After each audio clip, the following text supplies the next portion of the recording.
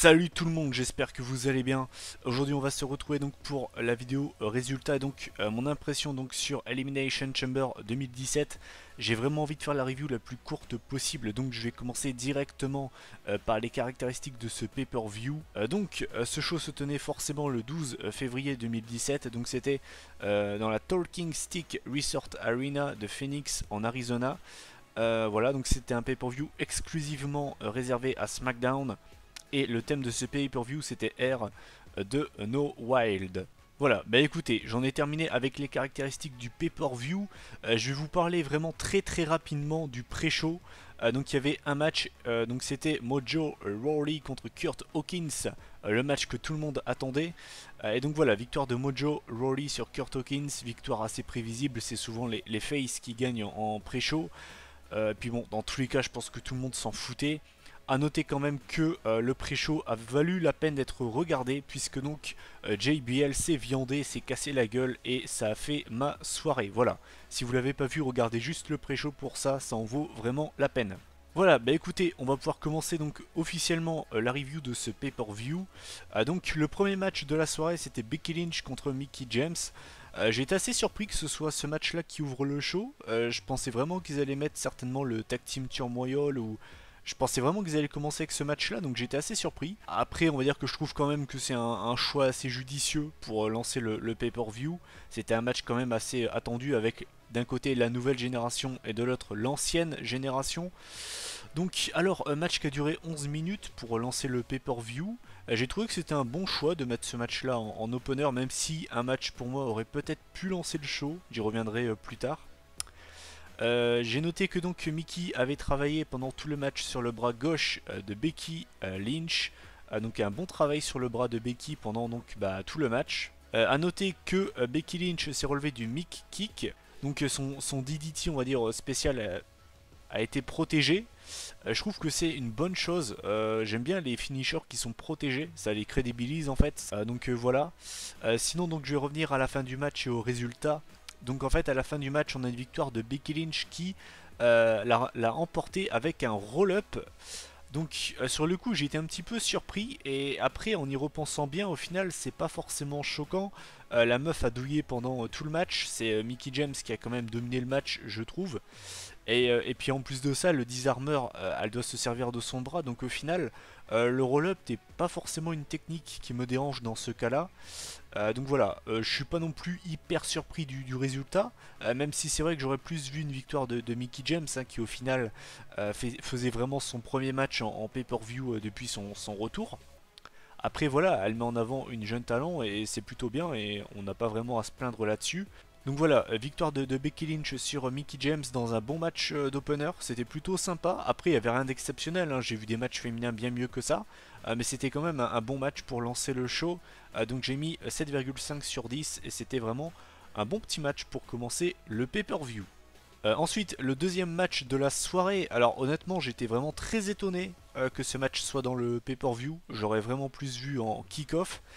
Donc c'était Kalisto et Apollo Crews en équipe, donc dans un match handicap face à Dolph Ziggler. A noter donc que le match a duré 8 minutes et c'est le match le plus court de la soirée. A noter que avant en fait que le match ne commence, on a Dolph Ziggler qui a attaqué Kalisto pendant son entrée. Et voilà, en fait on a Ziggler qui a balancé Kalisto dans les panneaux justement de lumière, là où vous avez l'entrée des catcheurs.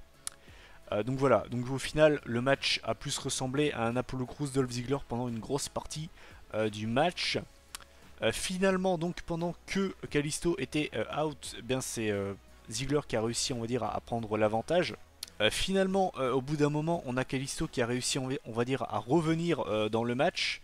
D'ailleurs j'ai pas aimé une chose, c'est à dire que quand Kalisto est revenu on l'a vu tout boitillant, tout penaud, en mode vraiment galère.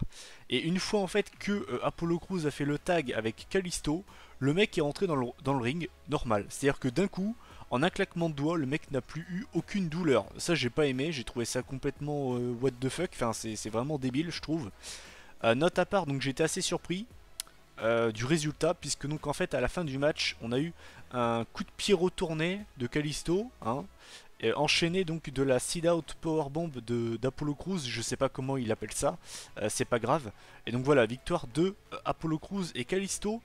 J'ai été assez surpris du résultat, déjà de 1 parce que bah, ça crédibilise pas du tout Dolph Ziggler qui a fait un heel turn assez récemment.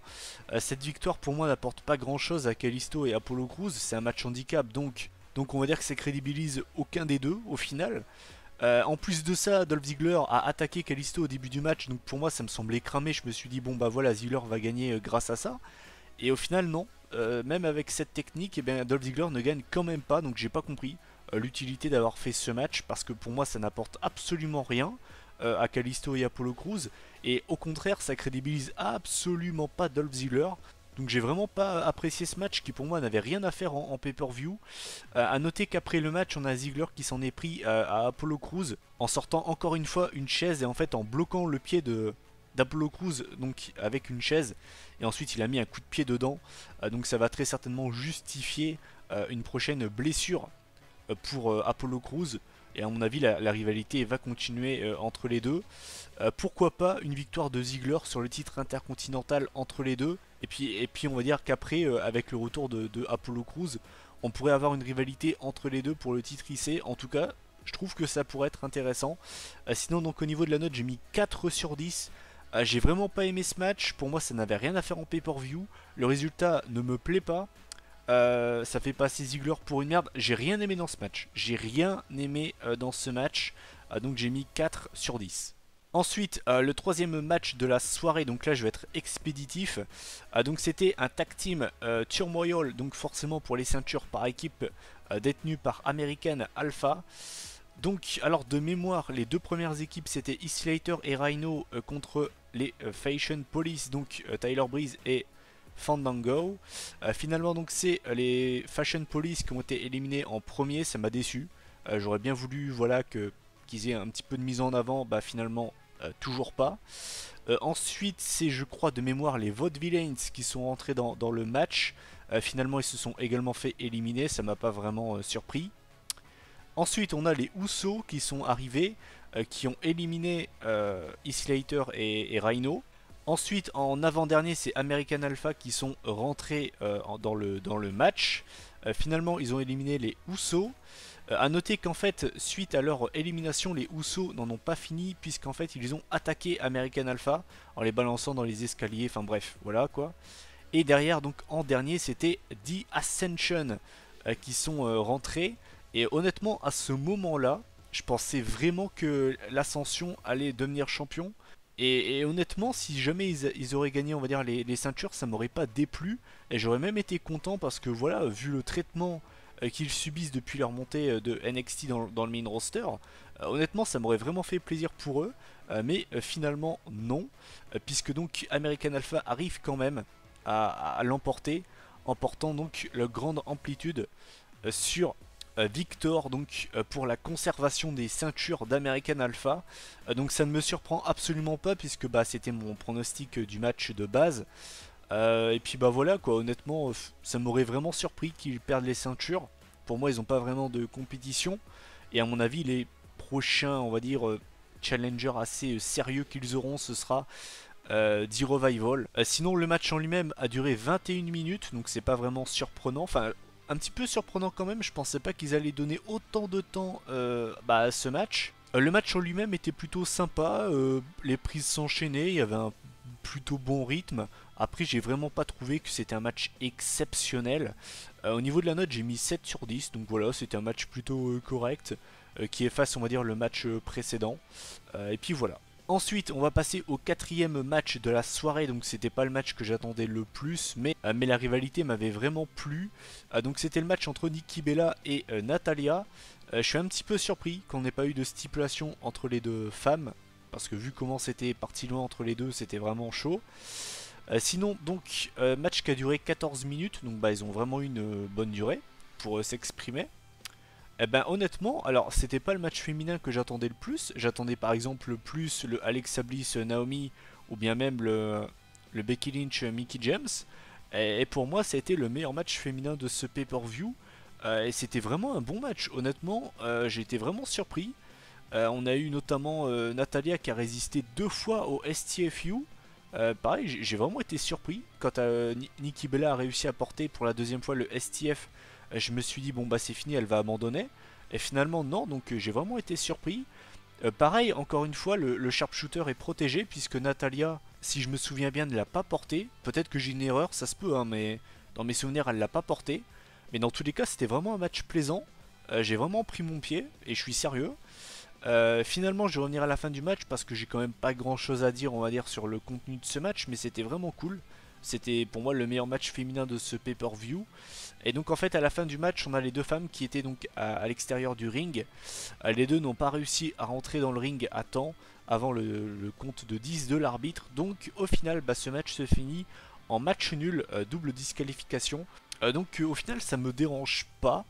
Ouais non, honnêtement ça me dérange pas. Il n'y a vraiment eu aucune des 2 femmes du coup qui a perdu en crédibilité. Les 2 sont restés bah, crédibles du coup. Et surtout, à mon avis, la rivalité est loin d'être finie entre les 2 femmes. Et à mon avis, on risque d'avoir un match à stipulation la prochaine fois qu'elles vont s'affronter. Dommage qu'on ne l'ait pas eu en pay-per-view, mais c'était vraiment un match vraiment cool. Donc au niveau de la note, j'ai mis 8 sur 10. Et puis bah voilà, franchement bravo, c'était vraiment un match bien cool. Ensuite, le 5e match de la soirée. Alors c'était un match que j'attendais, parce que honnêtement la rivalité entre les 2 m'intéressait vraiment, mais j'attendais pas forcément le match en lui-même parce que, et je dis ça sans méchanceté, hein, mais le dernier pour moi bon match de Randy Orton remontait à celui contre Rollins à WrestleMania 31. Donc voilà, j'étais un petit peu, bon, voilà, j'étais pas trop chaud. Donc match entre Randy Orton et Luke Harper.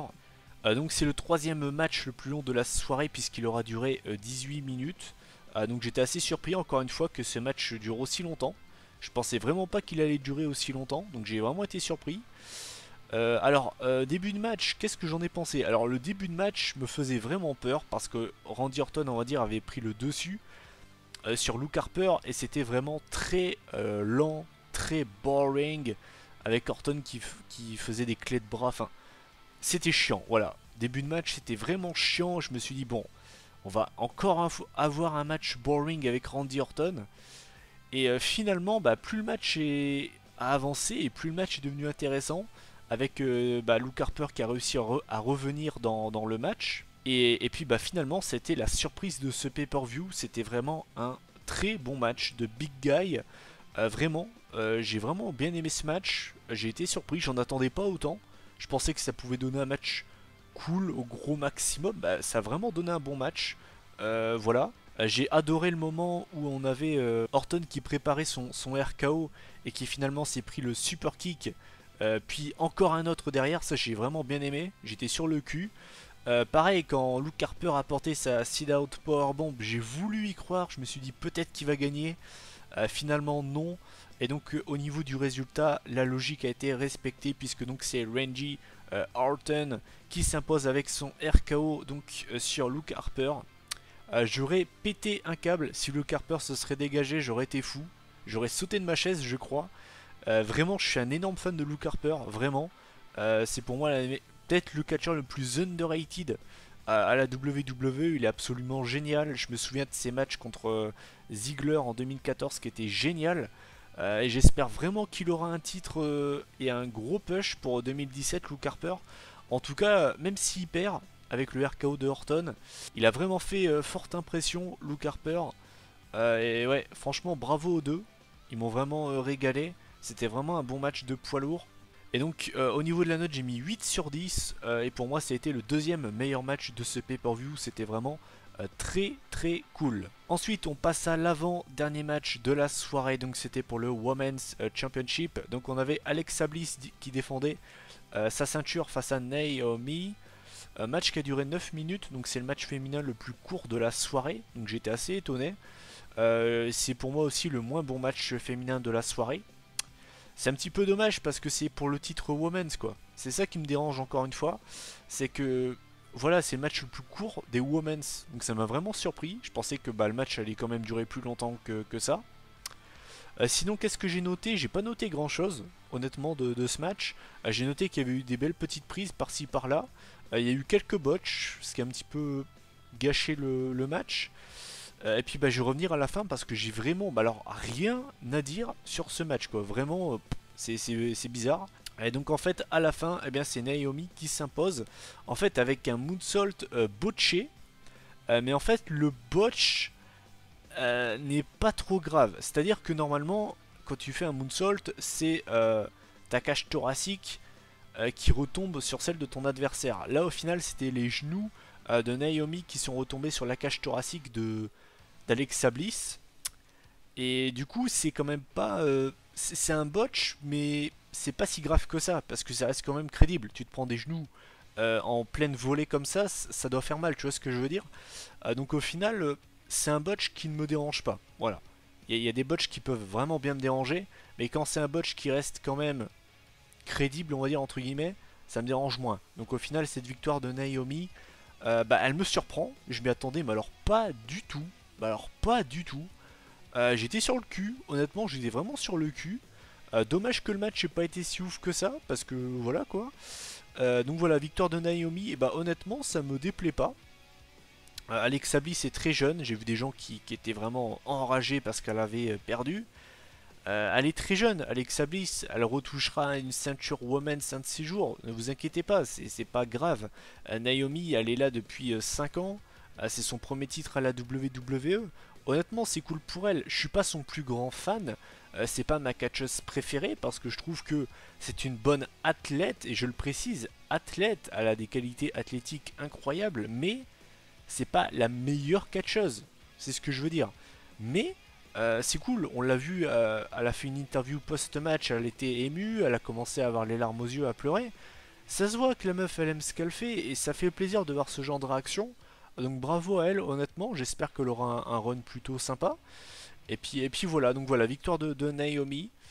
J'ai pas d'autre chose à vous dire, donc au niveau de la note, j'ai mis 6,5 sur 10. Je me suis peut-être même trouvé un peu généreux parce que je l'ai vraiment pas trouvé ouf cet affrontement. Et c'est vraiment dommage parce que, bah, comme je vous l'ai déjà dit au moins 3 fois, c'était pour le titre Women's quoi. Et bah, pour moi, c'était le moins bon match féminin de la soirée, donc je trouve ça dommage. Mais voilà. Et enfin, le main event de ce pay-per-view, donc c'était bien évidemment The Elimination Chamber match. Match bien évidemment qui était attendu par énormément de fans. Ce qui était, on va dire, encore plus intriguant, c'est que la structure de l'Elimination Chamber avait été modifiée. Pareil, encore une fois, j'ai vu des gens qui ont râlé, ouais, ils sont chiants, à toujours tout changer. Ils l'ont changé pour deux raisons. Ils l'ont changé parce que la structure du Chamber, comment dire, il y a très peu de salles aux États-Unis qui peuvent l'accueillir.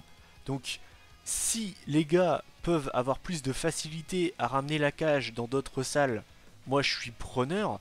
Et la deuxième raison, c'était pour rendre la structure plus safe, en fait, pour rendre la vie, on va dire, des catcheurs plus facile dans cette cage, parce qu'on l'a déjà vu, et tous les anciens catcheurs le disent, c'est une structure qui fait hyper mal. Tomber sur l'acier, ça faisait hyper mal.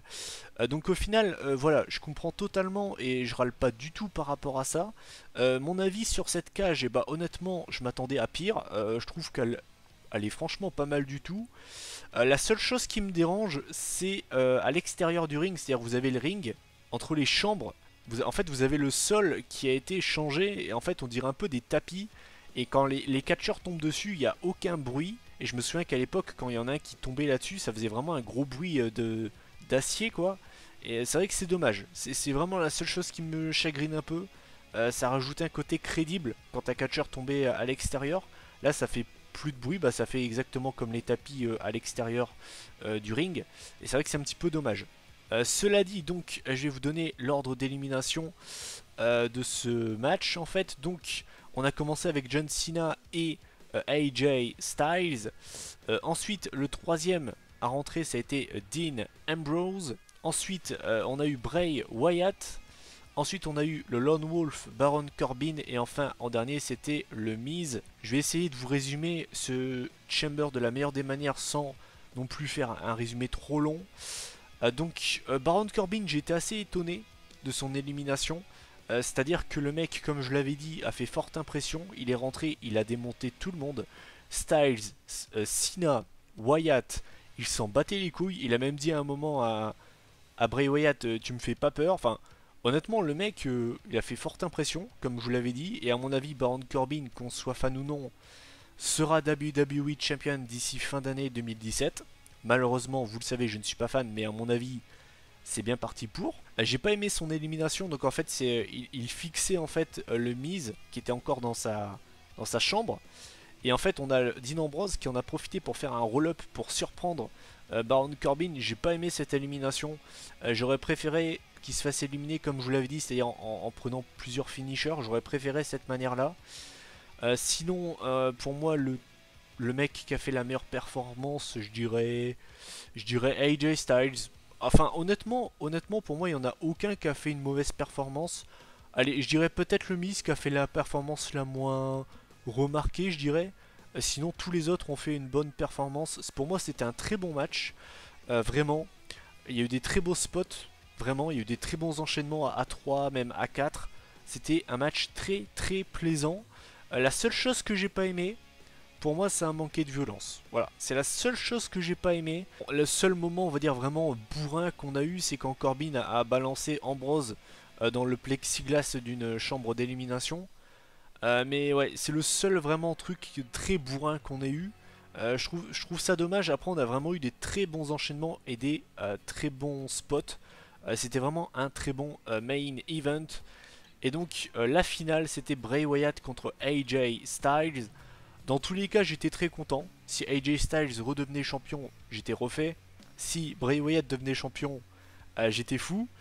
Et finalement, eh bien, c'est Bray Wyatt qui est devenu WWE Champion avec son sister Abigail, donc sur AJ Styles.